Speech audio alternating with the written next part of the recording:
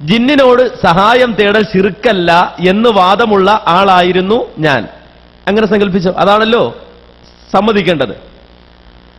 അങ്ങനെ സങ്കല്പിക്കാം. അങ്ങനെ സങ്കല്പിച്ചാല് ഞാൻ പറയുന്നു, അങ്ങനെ എനിക്ക് വാദമുണ്ടായിരുന്നു, അല്ലെങ്കിൽ ഹനീഫ് കായക്കൊടിക്ക് അങ്ങനെ വാദമുണ്ടായിരുന്നു എങ്കിൽ ഞങ്ങളോട് കേരളത്തിലെ ആദ്യത്തെ പണ്ഡിത സംഘടന കേരള ജംഇയ്യത്തുൽ ഉലമ ആ വിഷയത്തെ സംബന്ധിച്ച് പഠിച്ച് മനസ്സിലാക്കി ഞങ്ങൾക്ക് വിശുദ്ധ ഖുർആനിന്റെ ആയത്തോതി തന്ന് ഹദീസോതി തന്ന് ബോധ്യപ്പെടുത്തിയിരിക്കുന്നു അത് ശിർക്കാണ് എന്ന്.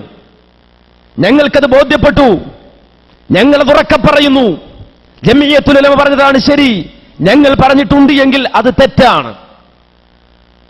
ഞങ്ങളെങ്ങനെ വാദിച്ചിട്ടുണ്ട് എങ്കിൽ ഞങ്ങൾ ചെയ്തത് തെറ്റാണ്. അത് ഖുർആനിനെതിരാണ്, ഹദീസിനെതിരാണ്, തൗഹീദിനെതിരാണ് എങ്കിൽ ഇത് ഞങ്ങൾ തുറന്നു പറയുന്നു. ഒരു തെറ്റ് പറ്റിയ ഖുർആൻ എന്താ പറഞ്ഞത്? തെറ്റാണ്, സമ്മതിച്ചോട്ടെ. ഇനിയിപ്പോ വേറെ സംഗതി കൂടെ ഉണ്ട്. അങ്ങനെ ഞങ്ങൾ പറഞ്ഞിട്ടുണ്ടെങ്കിൽ ഞങ്ങൾക്ക് തെറ്റിയെന്നല്ലാതെ ജംഇയ്യത്തുൽ ഉലമക്ക് തെറ്റിയെന്ന് എവിടെ?